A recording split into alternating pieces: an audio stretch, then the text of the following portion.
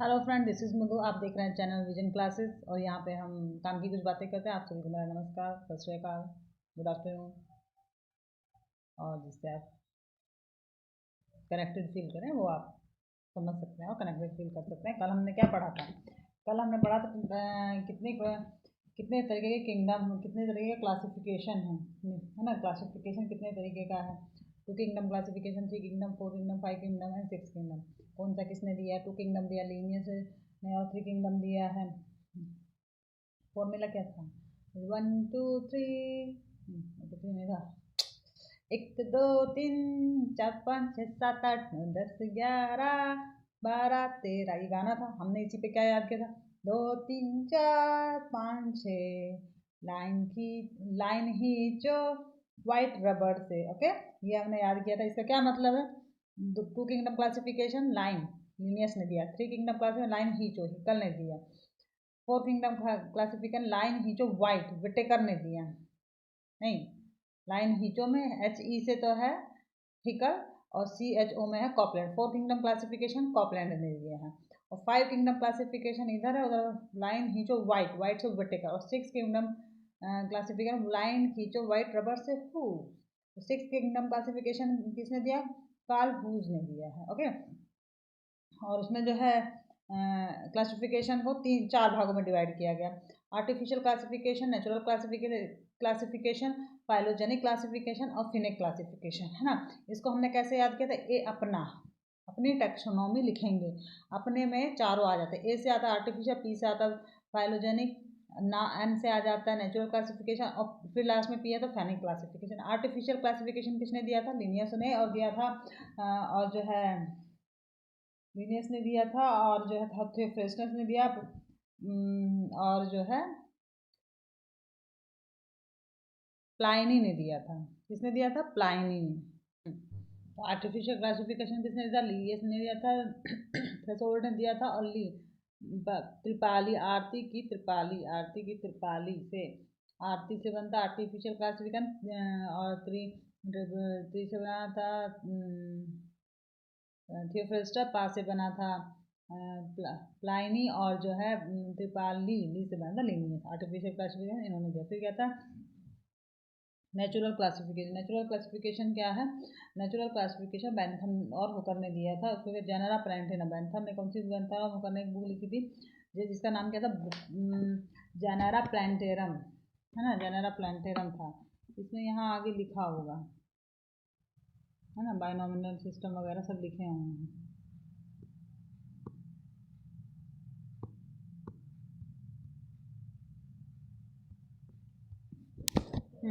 Natural classification में किसके ऊपर डिपेंडेंट है? नेचुरल क्लासिफिकेशन बेंथम हुकर ने अपने बेंथम एंड हुकर ने नाम एनाटॉमी एंड फिजियोलॉजी कर दो, ये था। बेंथम एंड हुकर के नाम क्या कर दो? अपनी एनाटॉमी एंड फिजियोलॉजी। तो बेंथम एंड हुकर ने क्या दिया था? अपने में क्या बना? अपने में क्या बना? नहीं, अभी सपना इसमें नहीं था। बेंथम एंड हुकर ने के नाम एनाटॉमी एंड फिजियोलॉजी कर दो। तो एनाटॉमी से एनाटॉमी हो गया, फिजियोलॉजी से फिजियोलॉजी हो गया। बेंथम एंड हुकर से बेंथम एंड हुकर हो गया। नेम में है, नेम में एन से बना नेचुरल क्लासिफिकेशन, एम से बना मॉर्फोलॉजी के according classification, N A N E से बना इवोल्यूशनरी बेस ऑफ क्लासिफिकेशन।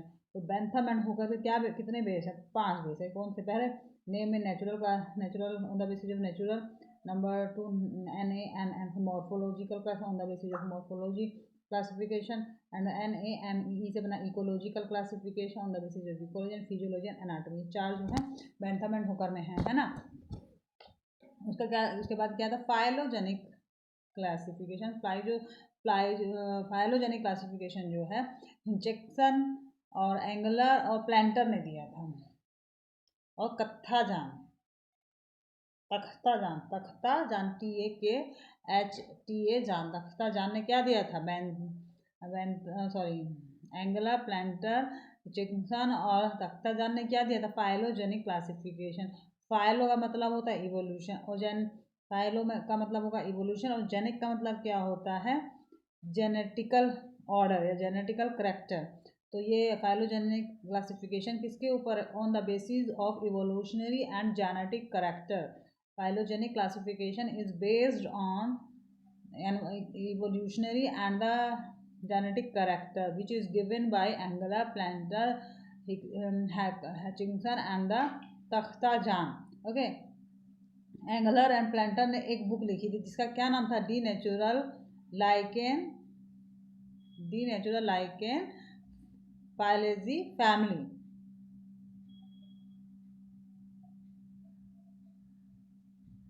समझे? एंगलर एंड प्लांटर ने जो बुक लिखी थी उसका क्या नाम था? डी नेचर लाइकेन फ्लेंजर फैमिली। क्या बुक का नाम था? एंगलर और प्लांटर ने जो बुक लिखी थी उसका क्या नाम था? डी नेचर लाइकेन फ्लेंजिंग फैमिली है ना। डी नेचर लाइकेन फैलेंजी फैमिली डी नेचर लाइकेन फैलेंजी फैमिली, ये याद रखना है, वेंथम नहीं। एंगलर और प्लांटर ने कौन सी बुक लिखी थी? डी नेचर लाइकेन फैलेंजर फैमिली। ओके, डी नेचर लाइकेन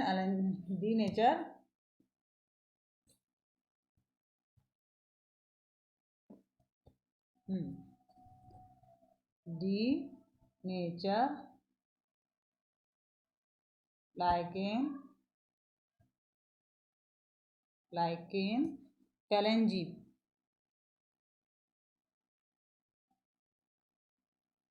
फैमिली।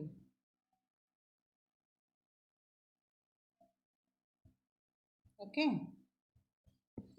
ये बुक किसने लिखी थी? एंगलर और प्लांटर ने। हचिंसन ने कौन सी बुक लिखी थी? Nature of flowering plant book किसने लिखी थी?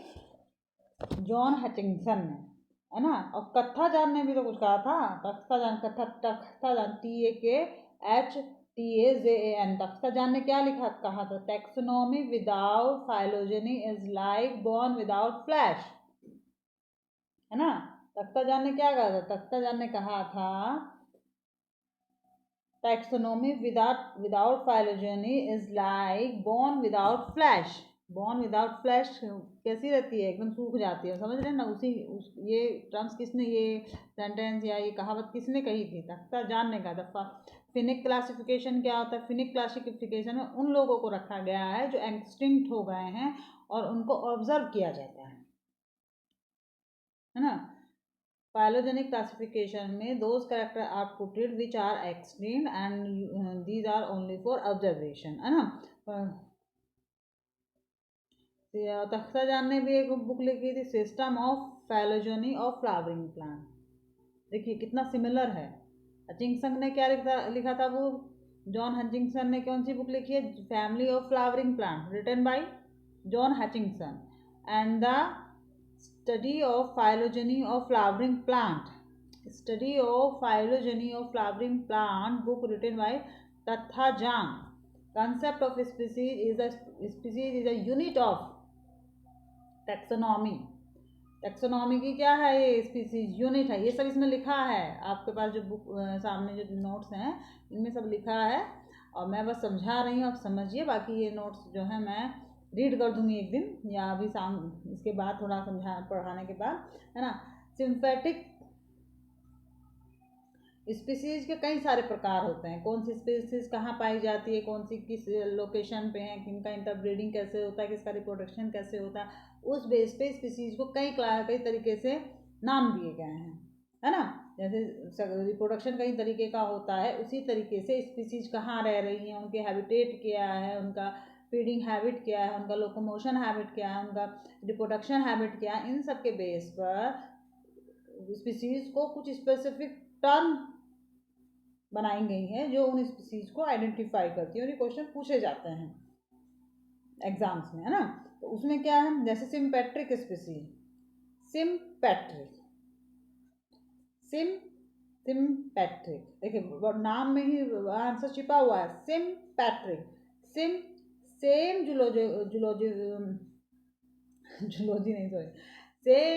जियोग्राफिकल एरिया में अगर स्पीसीज रहती हैं और उन्हें सिम्पेट्रिक स्पीसीज कहते हैं, है ना। The species which are found in same geographical area are called sympatric species. Sympatric species कौन सी होती है? Which are found in same geographical area called sympatric species. Allopatric species, the species which are found in different geographical area are called allopatric species. Allopatric species कौन सी होती है? The species which are found in different geographical area are called allopatric species, and the species which are similar in morphology but differ in reproductively isolated. In species, such species which are morphologically similar but reproductively isolated. Morphologically similar है लेकिन reproductively वो isolated है, मतलब वो किसी और से species से बाहर जाकर रिप्रोडक्शन नहीं कर सकती हैं। इसमें कैसे आता है? इसमें कौन आता है? इसमें मैमल्स आते हैं।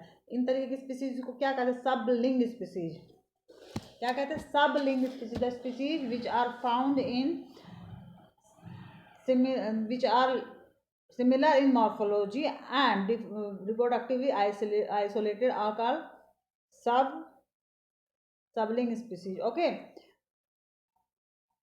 Endemic species, endemic, pandemic, endemic, pandemic, pandemic, pandemic से तुझे याद आ रहा है 2000 पैंडेमिक चला है। क्या पैंडेमिक था? कोरोना, है ना। अब तो ये वर्ड जीवन में भूलना नहीं है ना। पैंडेमिक क्या है? Corona virus is pandemic disease. इसने पूरी दुनिया को अपनी चपेट में लिया, उसको पैंडेमिक डिजीज, जो ग्लोबली स्प्रेड हो रही है, that is called pandemic.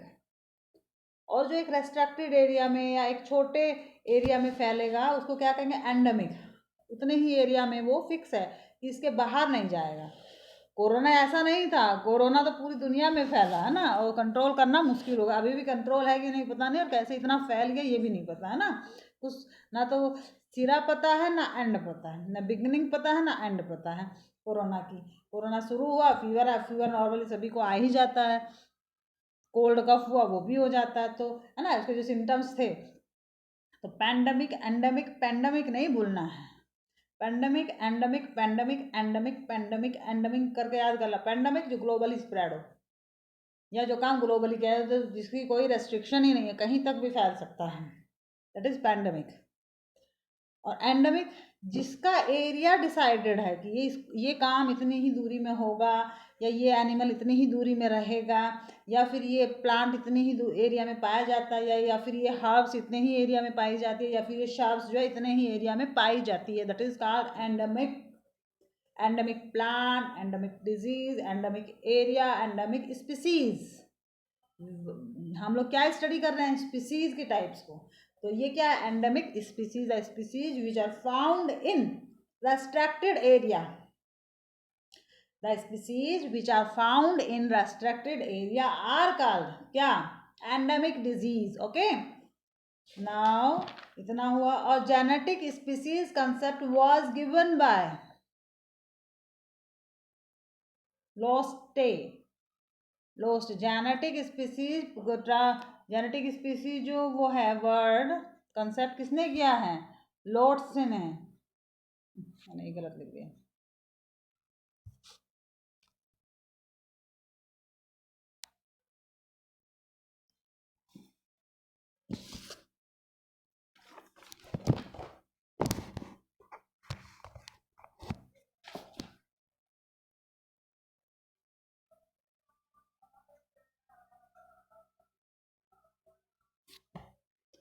Genetic species concept was given by लोस्टे। लोस्टे ने क्या दिया था? Genetic species concept. Phylogenic classification में क्या था? एंगलर, प्लांटर और हचिंसन और तख्ताजान ने क्या कहा था? Taxonomy without phylogeny is like bone without flash. ये किसने कहा था? तख्ताजान ने कहा था। तो और किसके ऊपर हम ये टैक्सोन क्लासिफिकेशन पढ़ रहे हैं ना, कैसे कैसे क्लासिफिकेशन क्या था? टैक्स और सिमेट्री के अकॉर्डिंग। अभी तो स्पीसीज का क्लासिफिकेशन था, कितने तरीके की स्पीसीज पाई जाती हैं। Sympatric species which are found in same geographical area all called sympatric species, and allopatric species, the species which are found in different geographical area, are called allopatric species, and the species which are found in, so the species which are morphologically similar and the reproductively are isolated are called sublingual species. Endemic species, pandemic, pandemic which are spread everywhere, which have no limitation of spreading. ये plant जो है वो पूरी दुनिया में कहीं भी पाया जा सकता है, ये एनिमल की प्रजाति पूरी दुनिया में कहीं भी पाई जा सकती है, ये हर्ब शब्द कहीं भी पाई जा सकती है। जैसे वाटर क्या है, ग्लोबली स्प्रेड है, तो वाटर क्या है, पैंडेमिक एलिमेंट है, ग्लोबली मिलता है। एयर क्या है, ऑक्सीजन क्या, पैंडेमिकली डिस्ट्रीब्यूटेड है, पूरी दुनिया में इक्विवेलेंटली डिस्ट्रीब्यूटेड। जैसे कि कोरोना ने किसी के साथ भेदभाव नहीं किया, उन्हें सबको एक आंख से देखा है, सबको दिखा दिया कि सब मेरे लिए बराबर है, कोई गरीब मेरे लिए कम नहीं है, कोई टाटा बिरला अंबानी मेरे लिए कोई वो नहीं है कि नहीं मैं उसके पास नहीं जाऊंगा, मैं सबके पास जाऊंगा और इक्वली जाऊंगा और इक्वली इफेक्ट करूंगा। ये भगवान का वो होता है क्या, भगवान ऐसे ही हैं, भगवान जो भी देते हैं सबको इक्वली देते हैं। जैसे हवा सबको इक्वली दिया गया है, पानी सबको इक्वली दिया गया है, पौधों की छांव सबको इक्वली दी है। वो बात अलग है कि हम लोग पौधे लगाते नहीं हैं तो इसे छांव मिलती नहीं, जो पौधे लगाएगा उसको छांव मिलेगी। गांव में जाइए, सबने अपने घरों में पौधे लगा रखे, पौधे अब पेड़ हो गए हैं। और जिनके घर में पौधों से तो छांव नहीं मिले, पौधों से तो ब्यूटी मिलती है, मतलब खूबसूरत लगते हैं पौधे छोटे होते, पेड़ जब बन जाता है वो पौधा तब वो छांव देता है, फल देता है, जो हम खाते हैं डेली। आप सोचिए, अगर हम सब प्लांट पृथ्वी पे नहीं रहेंगे, अर्थ पे नहीं रहेंगे, तो हम क्या खाएंगे, सब्जियां नहीं मिलेंगी। तो इतना पिज्ज़ा खा रहे हैं ना चाव से, तो उसके ऊपर जो टॉपिंग्स की जाती है ना, वो नहीं मिलने वाला है ना। जो बर्गर खाते हैं, बर्गर के अंदर जो सैलेड भरा होता है वो नहीं मिलेगा, है ना। इवन बर्गर भी नहीं मिलेगा, बर्गर भी तो फ्लोर का ही बनता है, तो फ्लोर किसका बनता है बताइए, गेहूं का। गेहूं किससे मिलता है, प्लांट से। तो समझिए, हम जो खा रहे हैं, हम जिस पे जीवित हैं, वो पौधों से मिलता है। तो पौधे बहुत ज़रूरी हैं, उनका हमें ध्यान रखना है। खैर हम टॉपिक से भटक जाएंगे, हमको जो है अपने टॉपिक पे रहना है। हम क्या पढ़ रहे थे, sympatric species, the species which are found in same geographical area are called sympatric species, and the species which are found in not found in same geographical area or found in different geographical area are called allopatric species, and the species which are found, which are morphologically similar but reproductively isolated, these are called sublingual species, and the species which are present only in a restricted area, decided margin के अंदर जो चीज़ पाई जाती है, जो चीज़ species पाई जाती है, वो क्या है, एंडेमिक स्पीसीज। पैंडेमिक पूरा ग्लोबली, एंडेमिक जो है एक रेस्ट्रिक्टेड एरिया में पाए जाने वाला। और टर्म स्पीसीज किसने किया था, लॉस्टे, लिखा है सामने, लॉस्टे किसने दिया है, लॉस्टे ने टर्म स्पीसीज दिया है। सॉरी, जेनेटिक कंसेप्ट, ये एडिट कर लीजिएगा नहीं होगा तो। हाँ, term genetic concept was given bye lost species, तो जॉन रे ने दिया था, कीवर्ड जॉन रे ने दिया था, है ना। हिस्टोरिया जनरलिस प्लांटेरम, the book written by whom, John Ray. हिस्टोरिया जनरलिस प्लांटेरम रिटन बाय जॉन रे। कौन है ये, भांजा है किसका, थियोफ्रेस्टस और एरिस्टोटल का। ये आपने याद की स्टोरी, थियोफ्रेस्टस ने क्या लिखा, हिस्टोरिया प्लांटेरम, और अरस्तु ने क्या लिखा, अरिस्टोटल ने हिस्टोरिया एनिमेलिया, है ना। स्टोरी याद रखिए, स्टोरी याद रहेगी तो सब याद रहेगा। Okay, now we are come on the symmetry. The classification is based on symmetry. Symmetry के तौर पे कि भाई किसी चीज को काटेंगे हम किसी भी प्लेन से और वो इक्वली डिवाइड हो जाए, वो एक सिमेट्री है। एक सिमेट्री वो है कि हम वहाँ पे किसी भी चीज़ को सिर्फ एक चीज़ पे एक एंगल से एक सरफेस पे काटेंगे तभी वो इक्वली डिवाइड होगा। तो जो एनिमल, जैसे कि स्टारफिश, इकाइनोडर्मेट्स, पोरिफर्स, निडेरियन, सी साइलेंट रहता है ना, CNEDAREA, सिनेडेरिया, सिनेडेरिया नहीं लिखा जाता लेकिन पढ़ा निडेरिया जाता, तो वो प्रोनाउंसिएशन हो जाता गड़बड़। निडेरिया को क्या कहते हैं, सिलेंट्रेट भी कहते हैं। तो ये जो एनिमल है, इनकी जो बॉडी है, किसी भी प्लेन से आप कट लगाएं, राइटली, हॉरिजॉन्टली, वर्टिकली, कैसे भी कट लगाएंगे, ये इक्वली डिवाइड होंगे। तो इस सिमेट्री को क्या कहते हैं, रेडियल सिमेट्री। आप एक सर्किल बनाइए, उस सर्किल को बीच से काट दीजिए, 2 इक्वली डिवाइड हुआ। फिर एक सर्किल बनाइए, ऐसे काटिए, फिर इक्वली डिवाइड हुआ। फिर एक सर्किल बनाइए, इधर से काटिए, फिर इक्वली डिवाइड हुआ। फिर एक सर्किल बनाइए, इधर से काटिए, फिर इक्वली डिवाइड हुआ। आप किसी भी प्लेन से कट लगाइए, वो एनिमल इक्वली डिवाइड हो जाएगा 2 पार्ट्स में, इक्वली डिवाइड हो जाएगा। तो that is called radial symmetry, which are present in cnidarian, also called coelenterate, porifera and echinodermata. Echinodermata में क्या आता है, स्टारफिश। पोरिफेरा में क्या आता है, स्पॉन्जेस, है ना। और bilateral symmetry, the symmetry where we only cut one plane. ऐसे एनिमल जिनको हम सिर्फ एक प्लेन से काट कर बराबर भागों में बांट सकते हैं, ऐसी सिमेट्री को बायलेटरल सिमेट्री कहा जाता है। ये वर्टिब्रेट्स में पाई जाती हैं। जहां से वर्टिब्रा स्टार्ट हो गया, जिस फाइलम से वर्टिब्रा स्टार्ट, वहां से bilateral symmetry start. Annelida and arthropoda.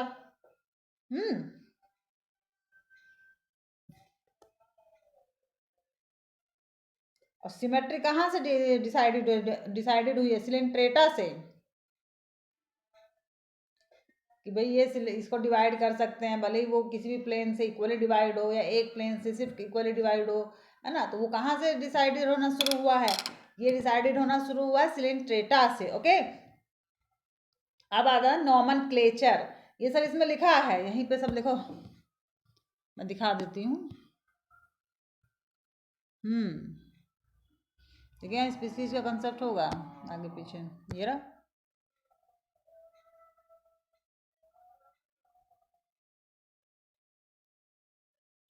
इसको थोड़ा सा रीड कर दें, क्योंकि मैंने कल भी आपको पढ़ाया था। Living organism can be considered as a self replicating evolution and self regulation interactive system capable to responding the external stimuli. Living organisms have certain character like growth, reproduction, cellular organization, response of environment, etc. Features of living organism. Living organism के features क्या होते हैं, growth होता है, reproduction होता है, sexual reproduction होता है, बर्डिंग रिप्रोडक्शन जो कई तरीके से होता है, सेक्सुअल रिप्रोडक्शन होता है, स्पोरस रिप्रोडक्शन होता है, बर्डिंग द्वारा होता है, फ्रेगमेंटेड होता है, बाइनरी फ्यूजन होता है। बाइनरी फ्यूजन क्या होता है, ऑर्गेनिज्म को कहीं से भी काटिए, दूसरे एक हिस्से से पूरा पूरा जो है एनिमल का डेवलपमेंट हो जाना, है ना। और बाइनरी फ्यूजन किस में पाया जाता है, यूनिसेलुलर एल्गी, अमीबा में पाया जाता है। Fragmentation, animal like planaria, flatworm, reproduce by regenerating, है ना, and whole new form the fragment part, many fungi, filamentous algae and protonemia, and the most also multiply easy by fermentation. Okay, budding.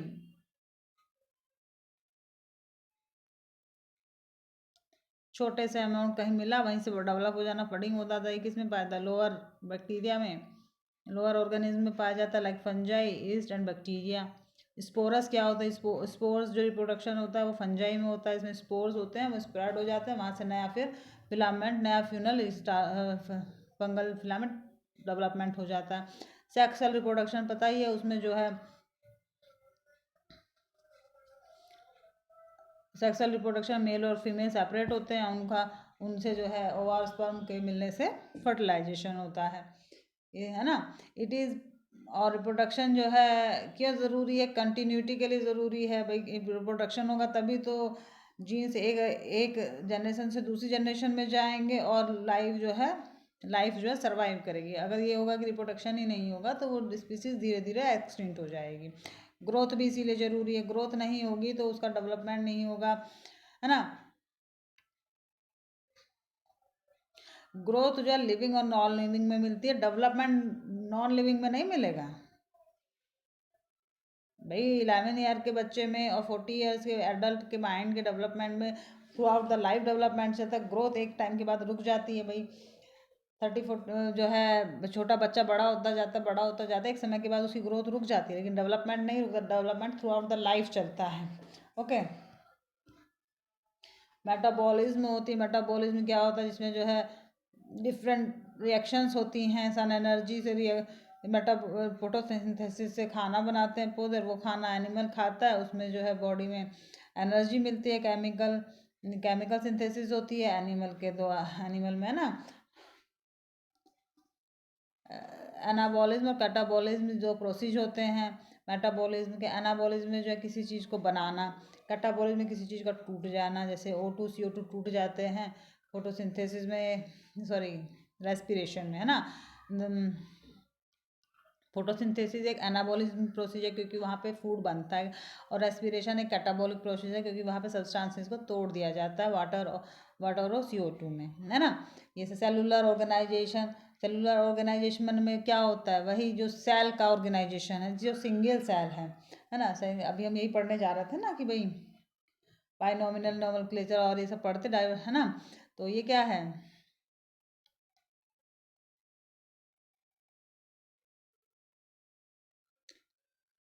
Cellular organisation में क्या होता है, all living organism consist of cell and their product, no non living object has cellular organisation. Cellular organisation only living organism में मिलता है, non living में नहीं मिलता।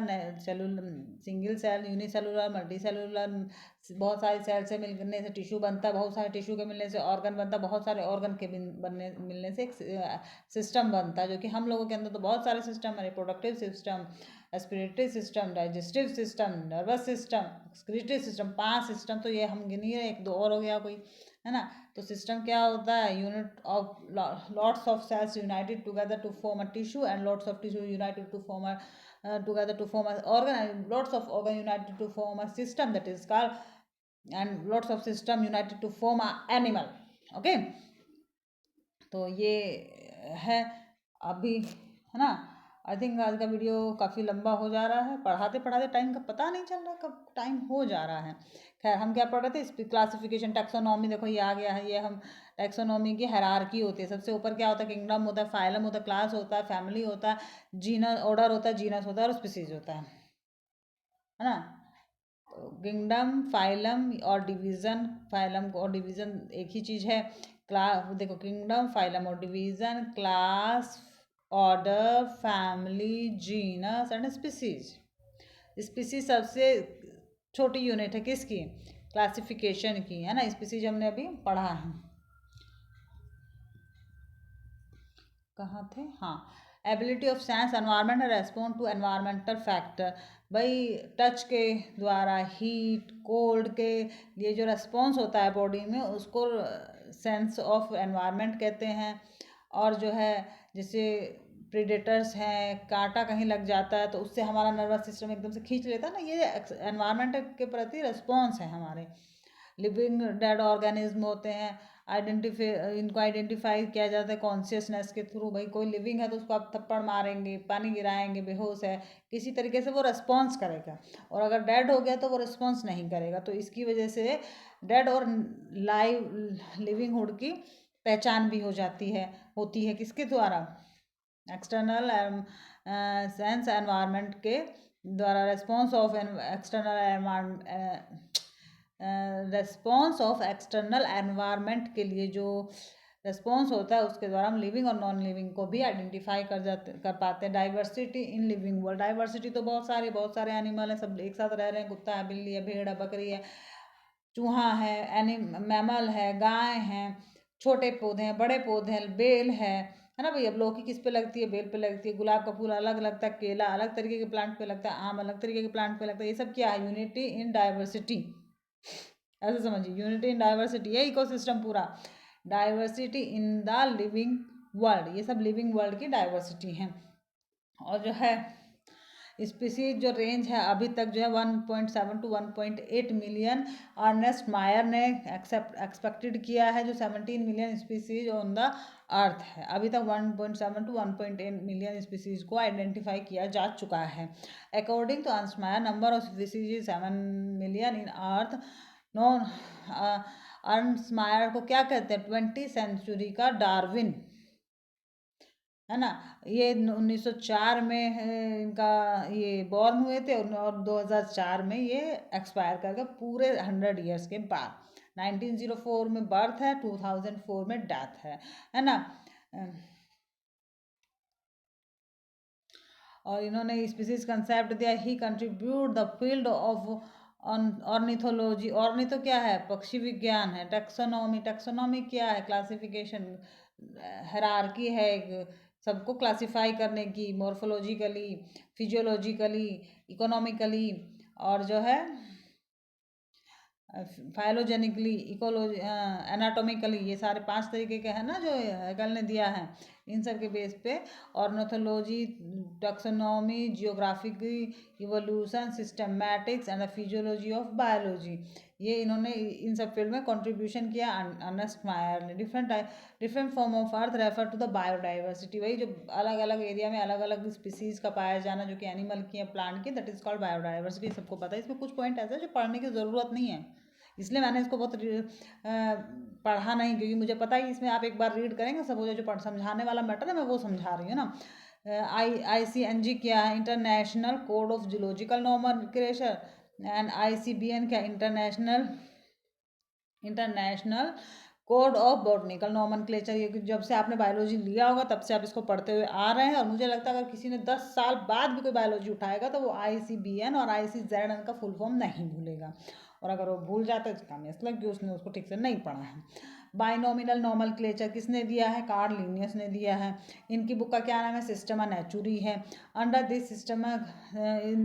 This book Systema Naturae he give the scientific name of organism in 2 word, species and genus. इन्होंने species और genus में first word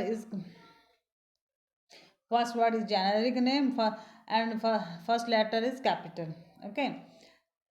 second word is specific, है ना, represent species and start with a small letter. Genus जो है capital letter से start होता है, और स्पीसीज हमेशा स्मॉल ही लिखी जाती है, स्मॉल ही लेटर से लिखी जाती है स्टार्टिंग से भी। ये सब जो लैटिन वर्ड है, लैटिन वर्ड एक साइंटिफिक लैंग्वेज है, क्योंकि वो डेड लैंग्वेज है, उसमें कोई नया और वर्ड नहीं ऐड हो रहा है, वो डेड है एक तरीके से, वो यूज़ ही नहीं होती है नॉर्मल बोलचाल की भाषा में। कोई भी लैंग्वेज कब तक ग्रो करती है? जब तक वो लोकली यूज़ होती है, डेली यूज़ में यूज़ होती है, कुछ ना कुछ नया इन्वेंट होता रहता है। लेकिन Latin language is dead language because it's not use now days, okay, very frequently. Name if here written in separately underline and if printed are written, अगर अलग अलग लिखा गया है साइंटिफिक नेम को तो वो जो है अंडरलाइन होगा, और अगर प्रिंटेड है तो साइंटिफिक नेम इटालियन फॉन्ट में प्रिंट होता है। ये नियम है, ये सबको पता है ना। Name of author in last are observation as Linn for Linnaeus. जिन स्पीसीज के बीच में LIN लगा है, समझ लीजिए, जिन स्पीसीज के बीच में जिन स्पीसीज के बीच में LIN लिन लगा है उनका नॉमेनक्लेचर, उनका name given by Linnaeus, Carl Linnaeus, okay. Here are some example for the, यहाँ पे एक एग्जाम्पल है किसका? मैग्नीफेरा इंडिका, जो इंडियन आम है ना। अब तो सर्दियों का मौसम है, लेकिन आप आम के बारे में पढ़े तो इसी का यहाँ पे क्लासिफिकेशन दिया गया है। और जो है आई थिंक काफ़ी लंबा वीडियो होगा, हम इसी को यहीं पे क्लोज करते हैं। आप सभी को मेरा नमस्कार, सत श्री अकाल, राम राम, गुड आफ्टरनून। जिससे आपको मेरे साथ कनेक्शन फील हो वो आप समझ सकते हैं। आप मेरे चैनल को लाइक और सब्सक्राइब करें, शेयर करें, वीडियो को ज़्यादा से ज़्यादा लोगों तक पहुँचाएं, जिससे जिनको इसकी ज़रूरत है। ऐसे लोग जो बायोलॉजी में इंटरेस्टेड रखते हैं, जो पढ़ना चाहते हैं सीक्वेंसली, टॉपिक वाइज पूरा टॉपिक कंप्लीट करना चाहते हैं। मैं लास्ट में आपको बुक भी बता दूंगी कहाँ से आपको क्वेश्चन प्रैक्टिस करने हैं। भाई थ्योरी तो यहाँ कर ही रहे हैं, इस थ्योरी को आप नोट डाउन करिए, कुछ भी करिए, कोशिश कीजिए मैक्सिमम अमाउंट को आप समझने की कोशिश करेंगे तो आपको लर्न होगा तो फिर क्वेश्चन प्रैक्टिस करेंगे ज़्यादा से ज़्यादा, तो चीज़ें ईजी हो जाएंगी, ओके। तो आज यहीं तक रखते हैं। लाइक और सब्सक्राइब करते रहें, शेयर करते रहें, कमेंट करते रहें। Vision classes by Madhu Chaudhary. Bye bye bye bye bye bye bye bye bye bye.